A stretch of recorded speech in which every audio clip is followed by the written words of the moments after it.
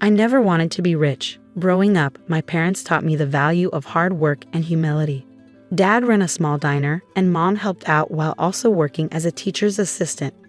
We weren't poor, but we weren't wealthy either, just comfortable enough to be happy. That's why when I inherited my grandfather's real estate empire at 25, I decided to keep it quiet. I wanted to find someone who would love me for who I was, not for my bank account. I continued working as a waitress at Charlie's Diner, the same place I'd worked through college. That's where I met Michael. He came in every morning for coffee and pancakes, always sitting in my section. Unlike the other suits who barely looked up from their phones, Michael actually talked to me. He asked about my day, remembered my stories, and made me laugh with his terrible dad jokes. After 3 months of daily pancakes and shy smiles, he finally asked me out. "I know this great little Italian place," he said, nervously fiddling with his tie. "Unless you're sick of serving food and would rather get served for a change."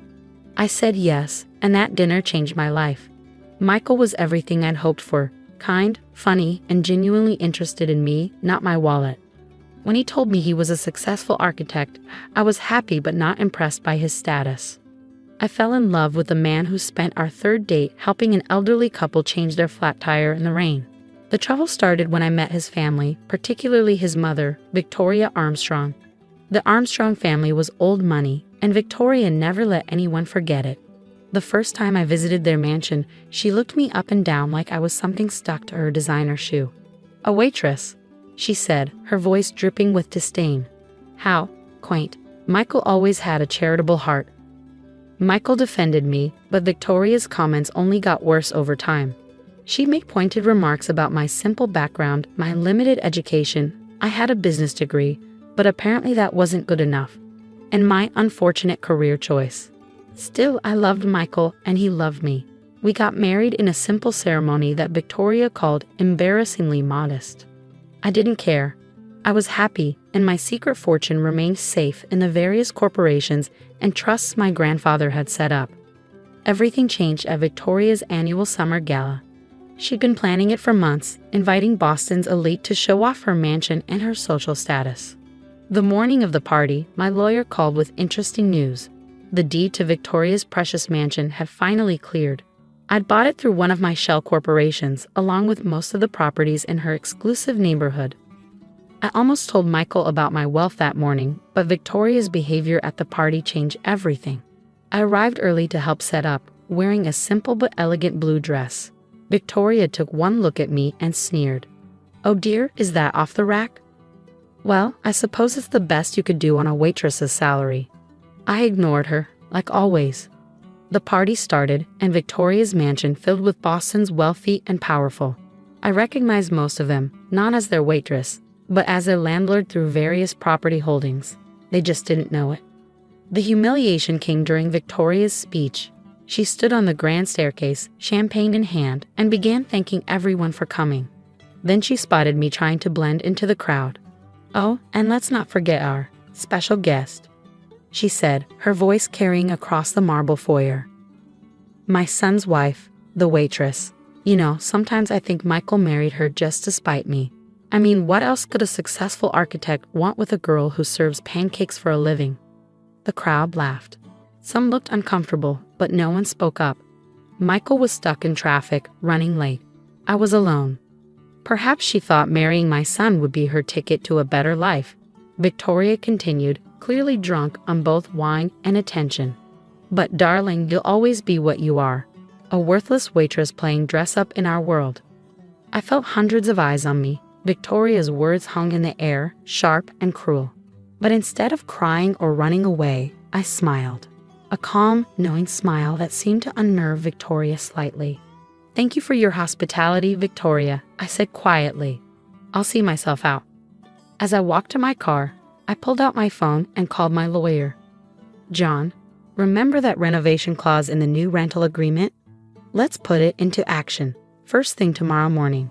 I drove home to wait for Michael, knowing that Victoria's perfect world was about to crumble. The next morning would bring a surprise that would wipe the smug smile off her face forever. When Michael finally got home that night, I was sitting in our kitchen, waiting. He rushed in, looking devastated. "I heard what happened," he said, pulling me into a hug. I'm so sorry, Mom was completely out of line.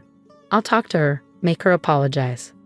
I shook my head, fighting back tears, not from sadness, but from the weight of what I was about to reveal. Michael, there's something I need to tell you. Something I should have told you long ago. But before I could continue, my phone buzzed. It was John, my lawyer.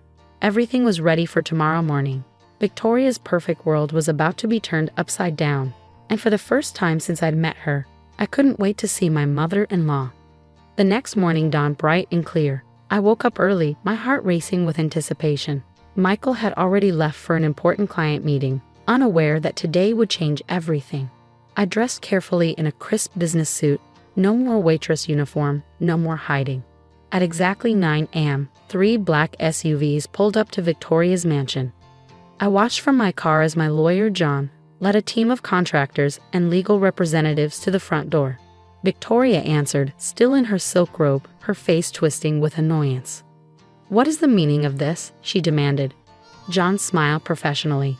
"Mrs. Armstrong, I represent Boston Heritage Properties. As your new landlord, we're here to inform you that we'll be beginning extensive renovations on this property, effective immediately."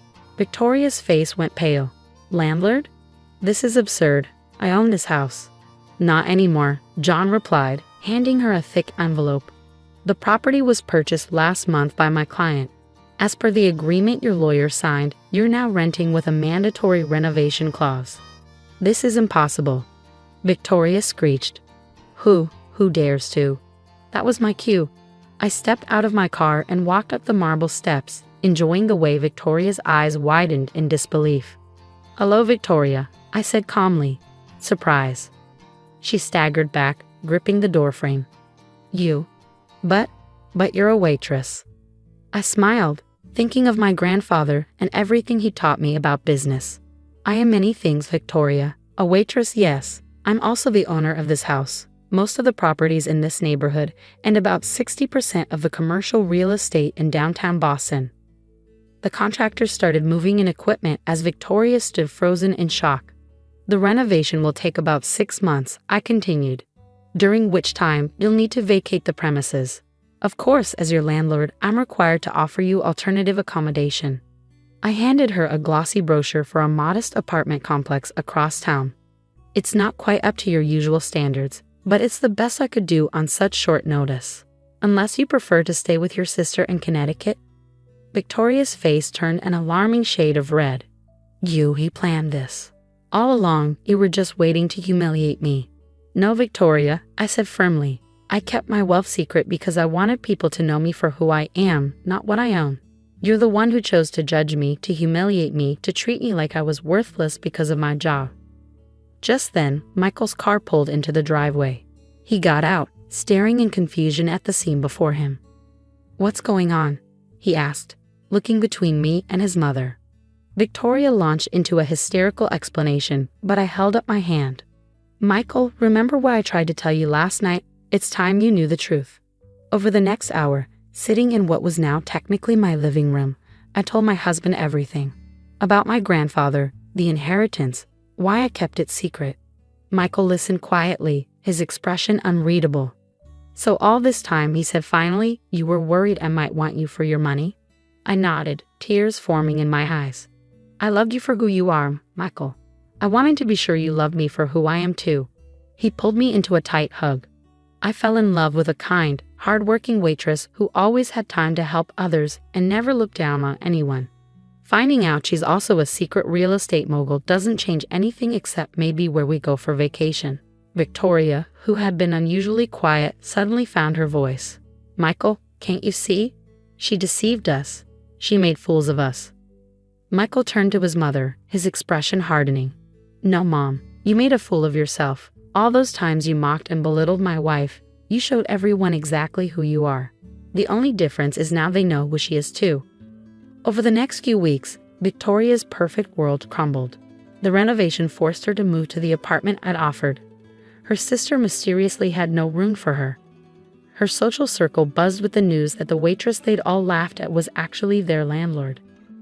But the real change came 3 months later. I was leaving Charlie's Diner after my usual Saturday morning shift. Yes, I still worked there, because I loved it. When Victoria walked in, she looked different, humbler. "I've been doing a lot of thinking," she said quietly, "about who I am, about how I treat people. I owe you an apology." I studied her face, seeing genuine remorse for the first time. "Would you like some coffee?" I asked. "I make a pretty good cup for a worthless waitress." She flinched at her own words being thrown back at her. "I deserve that. I deserve all of this. I miss my son, and I know that means making things right with you first." I poured her a cup of coffee and sat down across from her.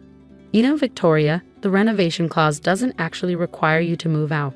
I just wanted you to understand what it feels like to have your world turned upside down by someone else's judgment." She stared at me, realization dawning.